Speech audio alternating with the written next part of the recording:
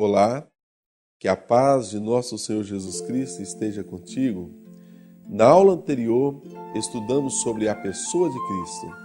Aprendemos sobre a deidade de nosso Senhor. Vimos a sua pré-existência desde um princípio indefinido. Estudamos sobre a sua marcante presença nas páginas do Antigo Testamento. Aprendemos até mesmo que o grande Eu Sou do Antigo Testamento é o próprio Deus Filho. Nesta aula, estudaremos sobre a pessoa do Espírito Santo. Vamos encontrá-lo nas páginas do Antigo Testamento e a sua atuante presença no Novo Testamento, no plano da redenção. A primeira palavra que aparece nas Escrituras Sagradas, que traduzimos por Espírito, é o hebraico Ruá. Ruá é, na verdade, no sentido etimológico, a potência de YHWH. É a respiração de Elohim, o hálito de Deus.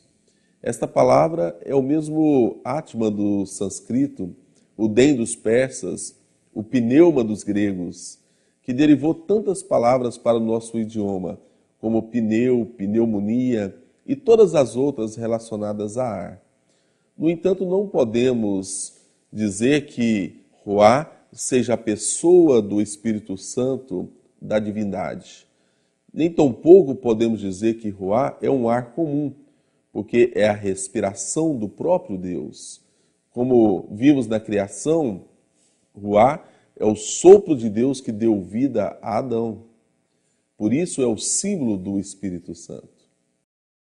São muitas as passagens bíblicas que apresentam a palavra Ruá, quase todas traduzidas por Espírito, mas temos outros símbolos do Espírito Santo na palavra de Deus. O Espírito Santo é simbolizado pela água, pelo fogo, pelo óleo. Tudo isso são símbolos, figuras de linguagem em que a palavra de Deus emprega para nos apresentar a missão grandiosa do Espírito Santo. Temos exemplos diferentes que a palavra também foi traduzida por poder. E um exemplo típico é a história de Elias e Eliseu. Vamos ver o que diz a palavra do Senhor. Sucedeu, pois, que, havendo eles passado, Elias disse a Eliseu: Pede-me o que queres que te faça, antes que seja tomado de ti. E disse Eliseu: Peço-te que haja porção dobrada de teu espírito sobre mim. E disse: Coisa dura pedistes. Se me vires quando for tomado de ti, assim se te fará. Porém, se não, não se fará. E sucedeu que, indo eles andando e falando, eis que um carro de fogo, com cavalos de fogo, os separou um do outro, e Elias subiu ao céu num redemoinho. O que vendo Eliseu clamou: meu pai, carros de Israel e seus cavaleiros, e nunca mais ouviu. E travando dos seus vestidos, os rasgou em duas partes. Também levantou a capa de Elias, que lhe caíra, e voltou-se e parou à borda do Jordão. E tomou a capa de Elias, que lhe caíra, e feriu as águas, e disse: Onde está o Senhor Deus de Elias? Então feriu as águas, e se dividiram elas para uma e outra banda. E Eliseu passou. Vendo-o, pois, os filhos dos profetas que estavam de fronte em Jericó, disseram: O espírito de Elias repousa sobre Eliseu. E vieram-lhe ao encontro, e se prostraram diante dele em terra. 2 Reis 2, 9-15. Se olhássemos com o olhar natural, de um homem natural, poderíamos até dizer que o espírito de Elias estava na sua capa. Mas, na verdade, o poder que Elias possuiu e depois Eliseu passou a possuir é o poder de Deus em uma vida consagrada, o que hoje atualmente chamamos de unção. Falando de unção, a unção tem um sentido histórico. Os guerreiros antigos, quando iam à guerra, deitavam-se óleo em suas cabeças e também em seu escudo para poder deslizar as armas do inimigo. Isso lhe dava a proteção. O emprego do óleo tem um sentido real também. Sempre que um rei estava para tomar posse de seu reino, deitava-se óleo sobre a sua cabeça para lhe dar a estética de realeza. O óleo também era empregado no caso das enfermidades.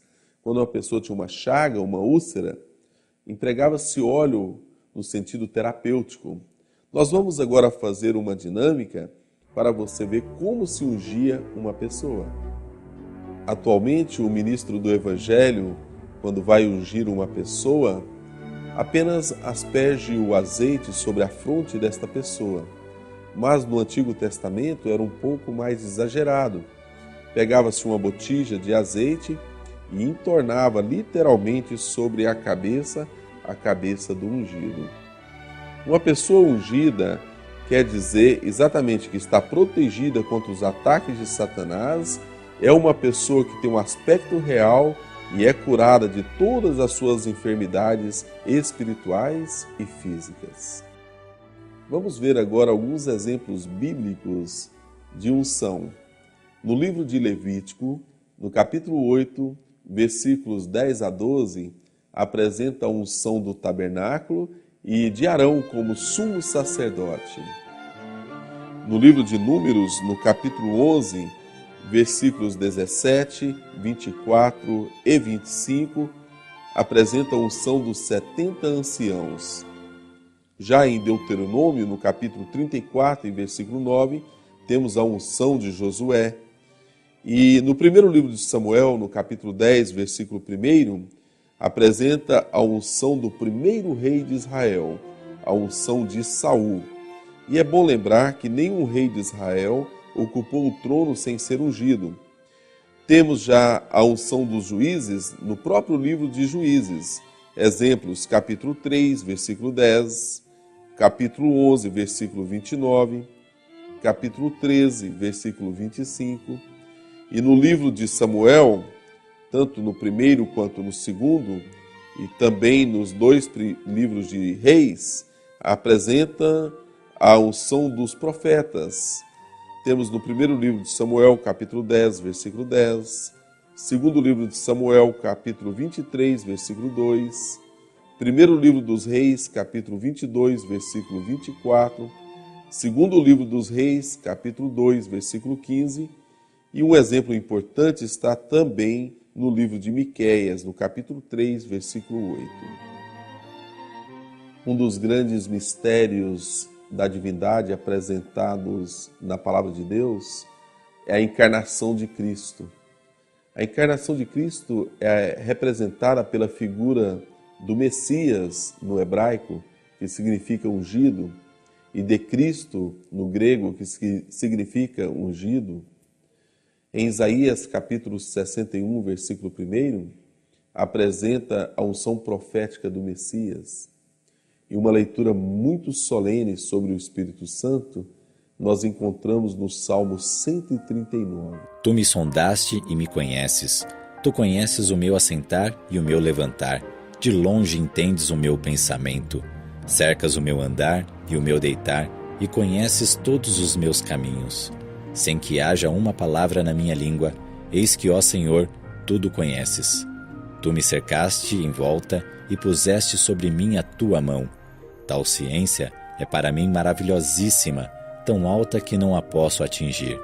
Para onde me irei do teu espírito, ou para onde fugirei da tua face? Se subir ao céu, tu aí estás. Se fizer no céu a minha cama, eis que tu ali estás também. Se tomar as asas da alva, se habitar nas extremidades do mar, até ali a tua mão me guiará e a tua destra me susterá. Se disser, de certo que as trevas me encobrirão, então a noite será luz à roda de mim. Nem ainda as trevas me escondem de ti, mas a noite resplandece como o dia. As trevas e a luz são para ti a mesma coisa. Pois possuíste os meus rins, entreteceste-me no ventre de minha mãe. Eu te louvarei, porque de um modo terrível e tão maravilhoso fui formado. Maravilhosas são as tuas obras, e a minha alma o sabe muito bem.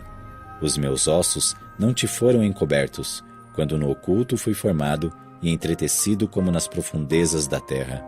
Os teus olhos viram o meu corpo ainda informe, e no teu livro todas estas coisas foram escritas, as quais iam sendo dia a dia formadas, quando nem ainda uma delas havia. E quão preciosos me são, ó Deus, os teus pensamentos! Quão grandes são as somas deles! Se as contasse, seriam em maior número do que a areia. Quando acordo, ainda estou contigo. Ó Deus, tu matarás de certo o ímpio. Apartai-vos, portanto, de mim, homens de sangue. Pois falam malvadamente contra ti, e os teus inimigos tomam o teu nome em vão. Não aborreço eu, ó Senhor, aqueles que te aborrecem, e não me aflijo por causa dos que se levantam contra ti? Aborreço-os com ódio completo, tenho-os por inimigos. Sonda-me, ó Deus, e conhece o meu coração. Prova-me e conhece os meus pensamentos, e vê se há em mim algum caminho mau, e guia-me pelo caminho eterno. Salmo 139. Um culto só pode ser assistido pelo próprio Deus, mas há um relato muito interessante da palavra do Senhor, que se encontra no livro do profeta Isaías, um relato que o próprio Deus permite Isaías assistir um pouco do culto. Está registrado no capítulo 6, do versículo 1 até o verso 9. Vamos conferir e fazer uma interessante análise deste texto. No ano em que morreu o rei Uzias, eu vi ao Senhor assentado sobre um alto e sublime trono, e o seu séquito enchia o templo. Os serafins estavam acima dele. Cada um tinha 6 asas. Com 2 cobriam os seus rostos, e com 2 cobriam os seus pés, e com 2 voavam. E clamavam uns para os outros, dizendo: Santo, Santo, Santo é o Senhor dos exércitos. Toda a terra está cheia da sua glória. E os umbrais das portas se moveram com a voz do que clamava, e a casa se encheu de fumo. Então disse eu: Ai de mim, que vou perecendo, porque eu sou um homem de lábios impuros, e habito no meio de um povo de impuros lábios, e os meus olhos viram o Rei, o Senhor dos exércitos. Mas um dos serafins voou para mim, trazendo na sua mão uma brasa viva, que tirara do altar com uma tenaz. E com ela tocou a minha boca, e disse: Eis que isto tocou os teus lábios, e a tua iniquidade foi tirada, e purificado o teu pecado. Depois disto, ouvi a voz do Senhor que dizia: A quem enviarei, e quem há de ir por nós? Então disse eu: Eis-me aqui, envia-me a mim. Então disse ele: Vai, e dize a este povo: Ouvis de fato, e não entendeis, e vedes em verdade, mas não percebeis. Isaías 6, 1-9. Analisemos a visão do jovem profeta por 3 ângulos. Primeiro, Isaías viu o próprio Senhor assentado em um alto sublime trono, ou seja, viu o YHWH.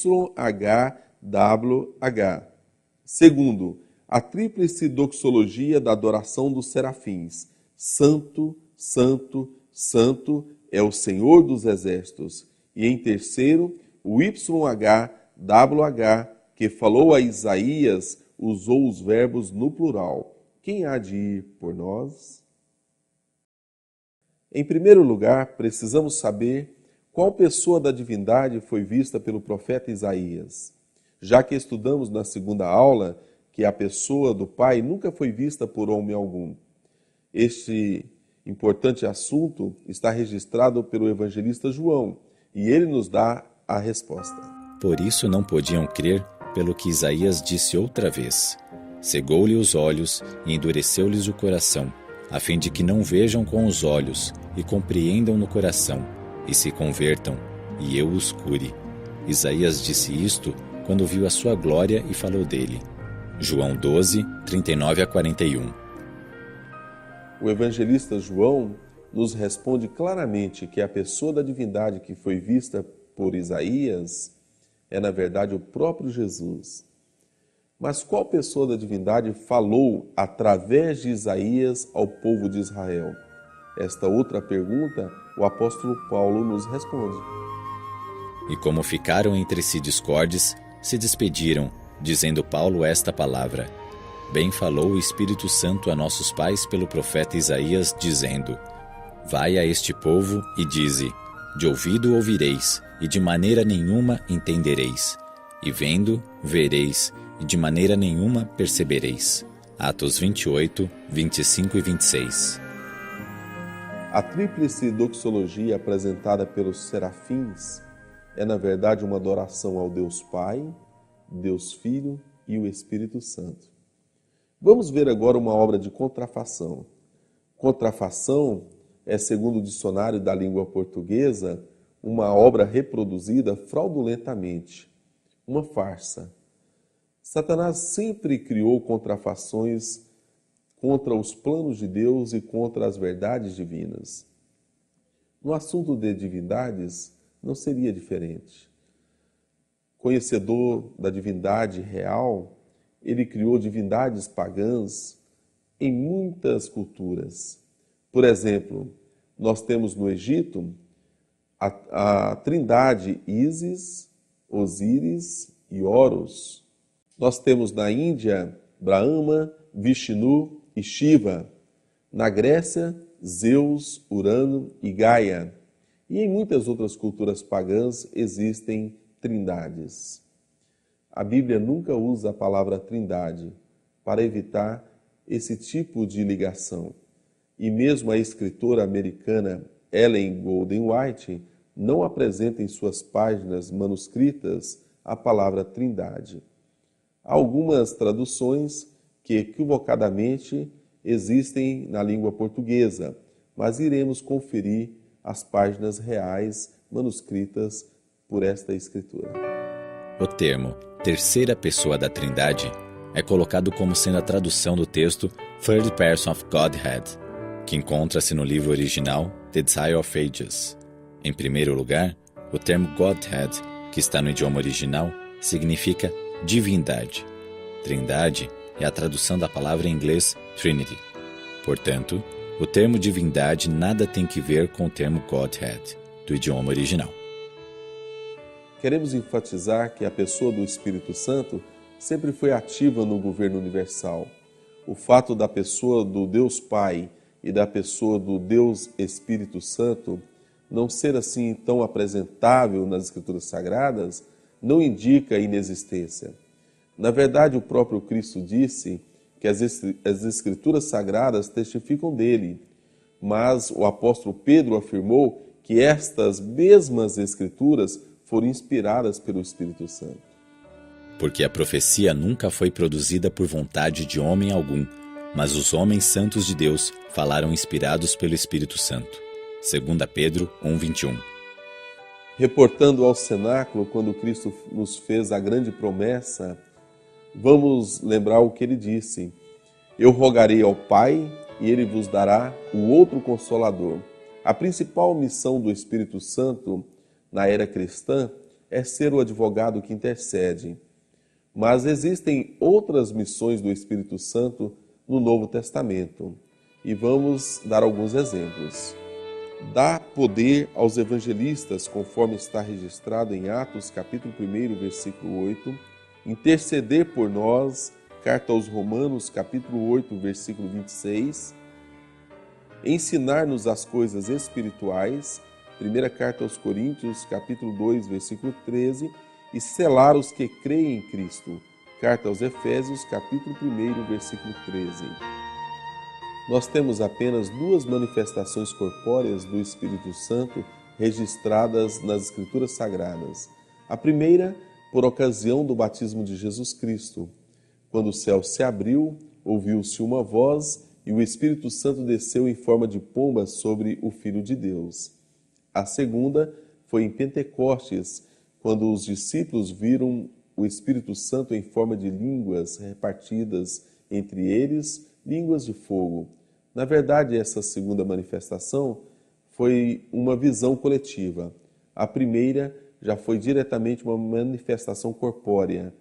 Tudo isso não indica que o Espírito Santo seja uma pomba ou línguas de fogo. Isto é conforme apresentamos nas aulas anteriores, teofanias, como o próprio Cristo apareceu como coluna de nuvem, coluna de fogo ou como rocha. A natureza do Espírito Santo é um mistério. Os homens não a podem explicar porque o Senhor não o revelou. Com fantasiosos pontos de vista, podem se reunir passagens da Escritura e dar-lhes um significado humano. Mas a aceitação desses pontos de vista não fortalecerá a Igreja. Com relação a tais mistérios, demasiado profundos para o entendimento humano, o silêncio é ouro. Não é essencial que sejamos capazes de definir exatamente o que seja o Espírito Santo. Cristo nos diz que o Espírito é o Consolador, o Espírito de verdade, que procede do Pai. O Espírito Santo é o representante de Cristo, mas despojado da personalidade humana e dela independente. Limitado pela humanidade, Cristo não poderia estar em toda parte em pessoa. Era, portanto, do interesse deles que fosse para o Pai e enviasse o Espírito como seu sucessor na terra. Ninguém poderia ter então vantagem devido à sua situação ou seu contato pessoal com Cristo. Pelo Espírito, o Salvador seria acessível a todos. Nesse sentido, estaria mais perto deles do que se não subisse ao alto. Uma alegoria que é apresentada na Palavra de Deus é que somos vasos, e há uma promessa do nosso Senhor de nos encher com o Espírito Santo. Quando chegamos até Jesus, muitas vezes chegamos como um vaso vazio, sem nada, nada do Espírito. Mas quando recebemos Jesus como nosso Salvador e aceitamos o nosso Senhor, então Ele nos concede a pessoa do Espírito Santo. E isto é representado na Palavra de Deus pela água, pela chuva.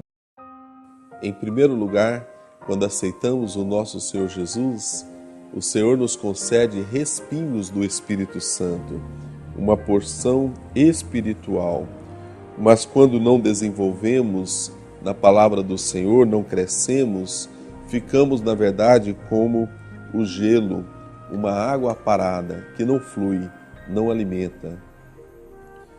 Porém, nosso Senhor, generoso como é, quando nos convertemos e nos arrependemos, Ele nos concede mais e faz de nós um rio de água viva, um rio para curar e sarar as águas, as terras secas.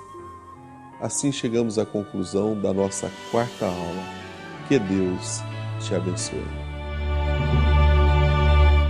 Espírito de Deus, fiel Consolador, Tu que Jesus envia aos céus, revela o Teu amor. Vem como fogo arder e todo o mal queimar, as almas frias aquecer. Ensina-nos a amar. Como óleo vem ungir um povo só em Ti, e a todos nós fazer sentir a Tua graça aqui.